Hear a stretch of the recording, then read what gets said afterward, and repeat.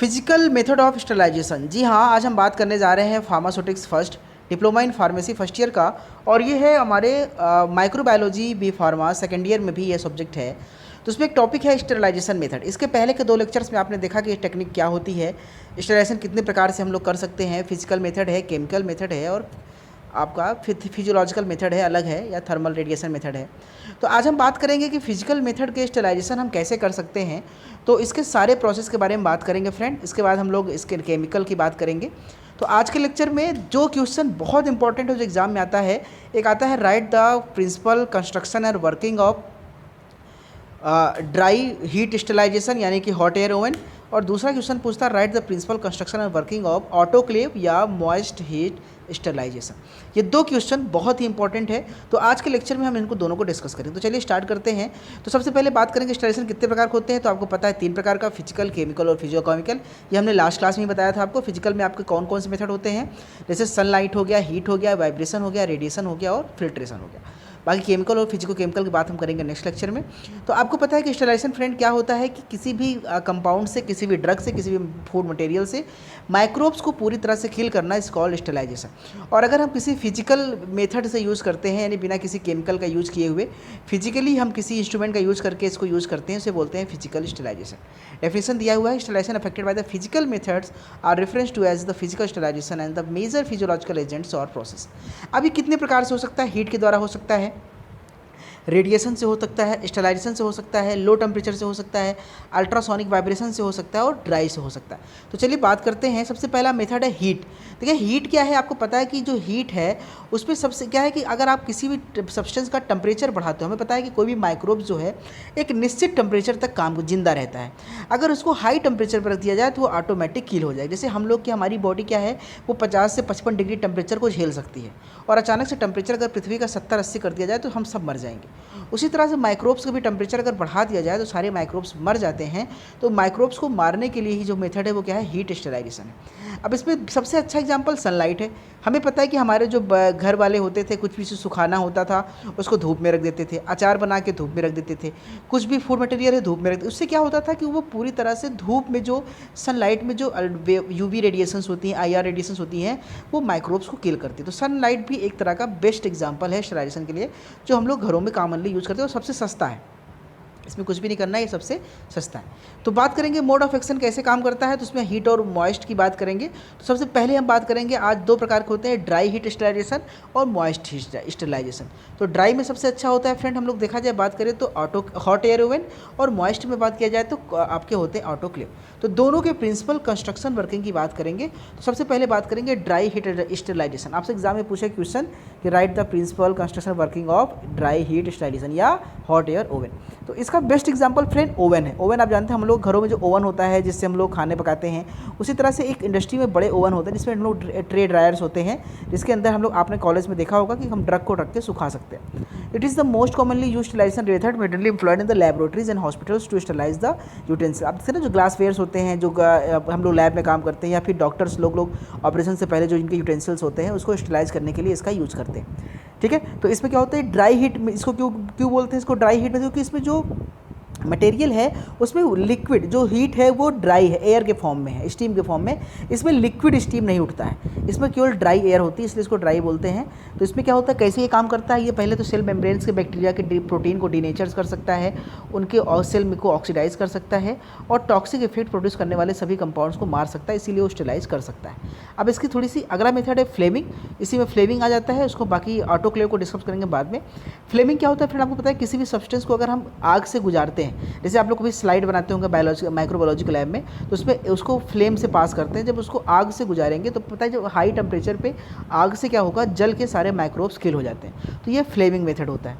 ठीक है, इंसिनेशन मेथड क्या होता है, इंसिनेशन में हम फ्लेम से पास नहीं करते बल्कि उसको जला देते हैं। उस पूरे कंपाउंड को हम जैसे मान लीजिए एग्जाम्पल तौर पर आपके पास कोई ऐसा मटेरियल है जो कि आग में ख़राब नहीं हो, जैसे लोहा है, सोना है, चांदी है, उसके अंदर से माइक्रोब्स को किल करना है तो उसको आप आग में जला दीजिए। तो जब जलाएंगे तो सारे जो डस्ट पार्टिकल्स है माइक्रोब से वो जल के राख हो जाएंगे और आपका मेटल और मटेरियल आपका बच जाएगा। तो इंसिनेशन मेथड क्या होता है, बेसिकली वो जलाने का होता है। उसमें सॉलिड मटेरियल को क्या करते हैं हम लोग, बेसिकली आग के अंदर उसको रख के जलाते हैं। जैसे ये चैम्बर आपको दिख रहा है, यहाँ से इंसिनेट मटेरियल को डालते हैं और इसको जलाते हैं।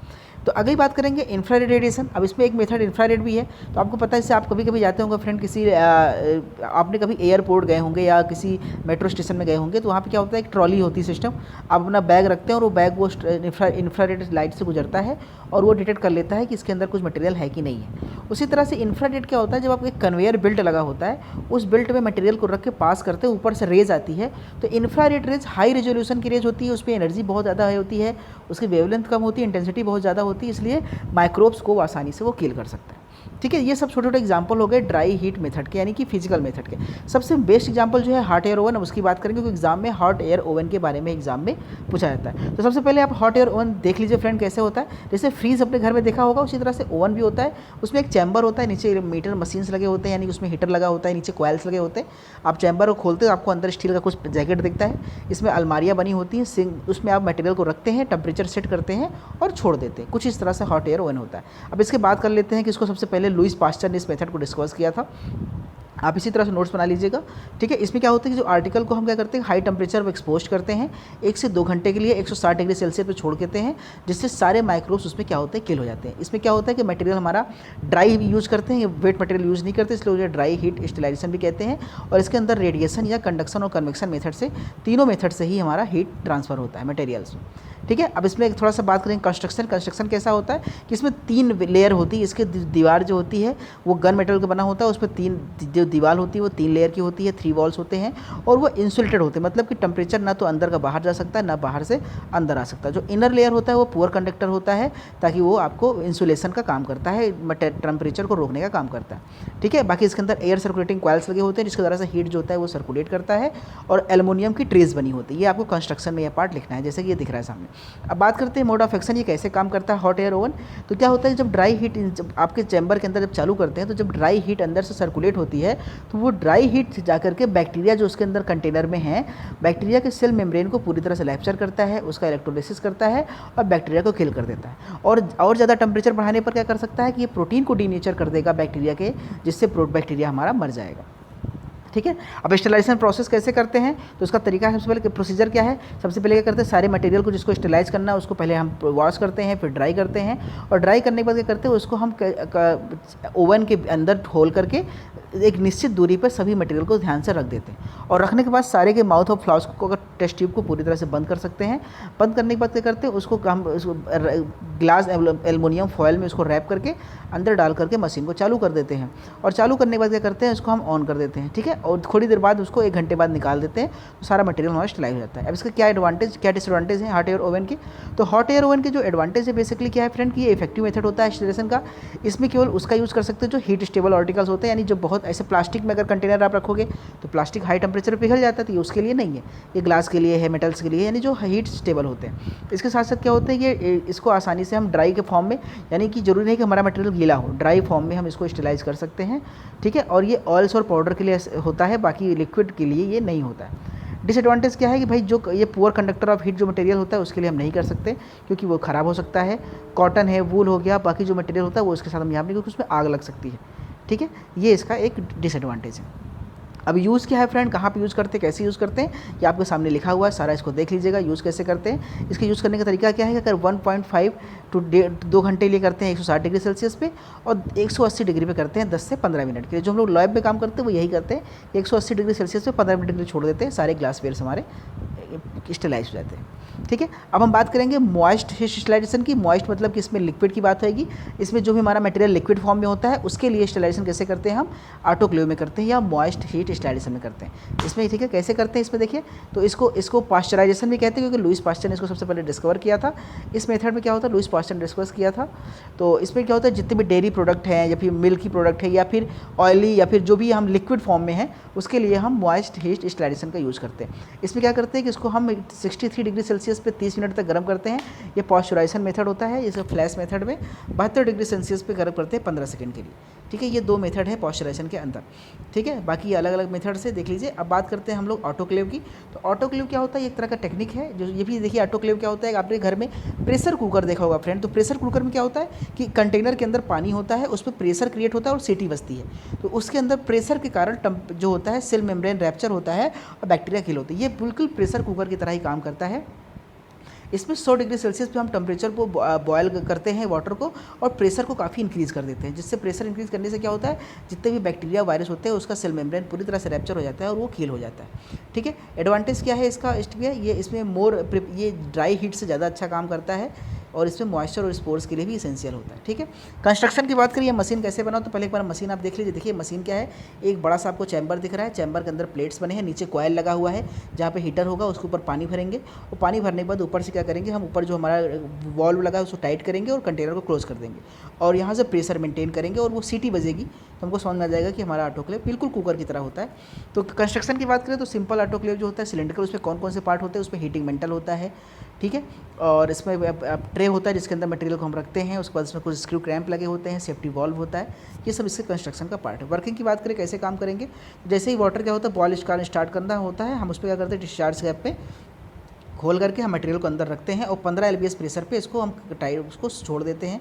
ठीक है, और 15 मिनट के लिए हम छोड़ देते हैं। उसके बाद जो ऑटोक्लेव का होता है वो ठंडा हो जाता है, मटेरियल को हम निकाल के उसको फिर बाहर निकाल देते हैं। ये देखिए कैसे ये मैकेनिज्म काम करता है कि ये यहाँ से जैसे ही हीट जो स्टीम होता है, गर्म हवा का स्टीम वो पास होता है और ये जो लिक्विड इसके अंदर भरा हुआ है इसमें हम लोग क्या करते हैं, एल्युमिनियम फॉयल लगा के उसको बंद करते हैं, तो वो उसके अंदर इंटर करता है और इंटर करने के बाद सारे बैक्टीरिया वायरस के मेंबर को, सेल मेम्ब्रेन को रैप्चर करके उसे किल कर देता है। ये फिगर भी आप बना सकते हैं अपनी जानकारी के लिए।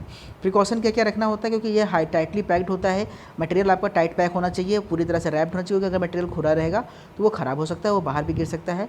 और ऑटोक्लेव जो होता है वो ओवरलोडेड नहीं होना चाहिए, बहुत ज़्यादा मटेरियल उसके अंदर नहीं भरना चाहिए, आपको लिमिटेड मटेरियल भरना चाहिए। डिस्चार्ज जो होना वो कंप्लीट होना चाहिए। ठीक है, बाकी कैप जो होता है पूरी तरह से टाइट होना चाहिए, प्रेशर रिलीज नहीं होना चाहिए, ये सब इसके प्रिकॉशंस है। एडवांटेज क्या है, ये वेरी इफेक्टिव होता है किसके लिए, वेजिटेटिव सेल्स और स्पोर्ट्स के लिए काफ़ी इफेक्टिव है और ये हॉट एयर ओवन से जल्दी काम करता है, ये क्विक है। डिसएडवांटेज क्या है, थोड़ा सा इसमें जो मटेरियल वेटिंग या गीला हो सकता है।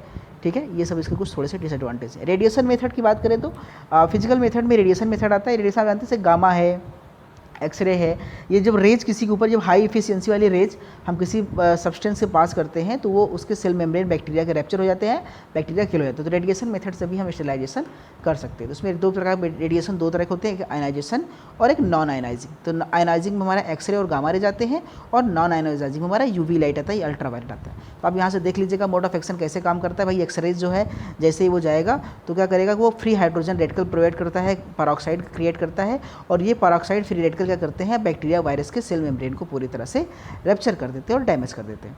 तो आयनाइजिंग में हमारे पर्टिकुलर ये इलेक्ट्रोमैग्नेटिक रेज हैं। ठीक है, गामा रेज है, एक्स रेज है, इसको देख लीजिएगा और ये यहाँ पे डिसएडवांटेज उसका है। और अल्ट्रावायलेट रेज हमारा नॉन आयनाइजिंग में आता है, जैसे कि ये हमारा स्ट्रक्चर है, ये यूवी चैम्बर होता है जिसके अंदर यूवी लाइट जाती है और इसमें हम मटेरियल को ट्रस के अंदर रख के, फूड मटेरियल को, खाने की चीज़ को रख के हम इस पर गर्म भी कर सकते हैं और इसको स्टेलाइज भी कर सकते हैं। ठीक है, अब स्टेलाइजेशन के बाद एक और तरीका होता है फिजिकल मेथड में, फिल्ट्रेशन मेथड।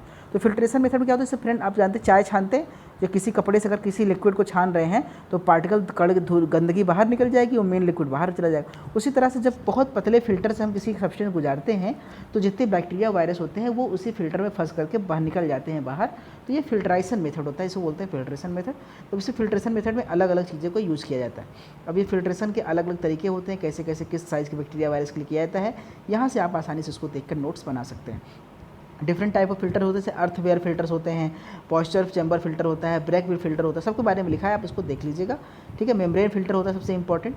ठीक है, मेम्ब्रेन फिल्टर्स में क्या होता है, मेम्ब्रेन बना होता है, इसमें बैक्टीरिया वायरस पास नहीं कर सकते हैं। कुछ एयर फिल्टर भी होता है, इसको हेपा फिल्टर बोलते हैं। तो ये सब क्योंकि फिल्ट्रेशन बहुत इंपॉर्टेंट होता नहीं है, इसलिए आप यहाँ से फिर भी लिख के नोट्स बना सकते हैं, आपके लिए इंपॉर्टेंट है। ठीक है, एयर फिल्टर में हेपा फिल्टर आता है जो कि लैब के बाहर या किसी भी इंडस्ट्री के बाहर ये लगा होता है, ताकि जो एयर अंदर पास कर रही है, अभी फैक्ट्री के अंदर हवा जो जा रही है वो हेपा फिल्टर से पास होकर जाएगी, ताकि उस सारे बैक्टीरिया उसमें जो है किल होकर मर जाए। इसका फुल फॉर्म होता है high efficiency particle air filter. ठीक है फ्रेंड, इसके बारे में भी आप यहाँ से देख के लिख सकते हैं। Thank you so much friend. तो ये था फिजिकल मेथड ऑफ स्टेरिलाइजेशन। अब इसमें बचा है केमिकल और फिजियोलॉजिकल मेथड ऑफ स्टेरिलाइजेशन। वो नेक्स्ट लेक्चर लेकर आकर मैं उसको खत्म करूँगा और फिर चैप्टर नंबर 14 की तरफ मैं मूव करूँगा, टैबलेट कैप्सूल की तरफ। Thank you so much friend, take care.